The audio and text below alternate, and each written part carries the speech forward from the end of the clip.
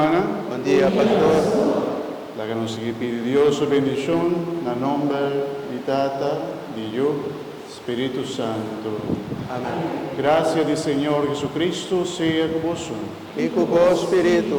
Hermana, la que nos presenta en los corazones delante del Señor, pide Dios perdón, misericordia, para reconciliarnos más con Dios y seguir preparar el camino al Señor. Mita confesar a Dios Todopoderoso, que delante de toda que presente, con mi peca mancha tanto, a pensamiento y palabra, a lo que me hace y queda sin hace. Pa mi culpa, pa mi gran culpa, e se mi roga la Virgen María, rogangale santo, y vos mi hermana, y esa página, Señor nos Dios.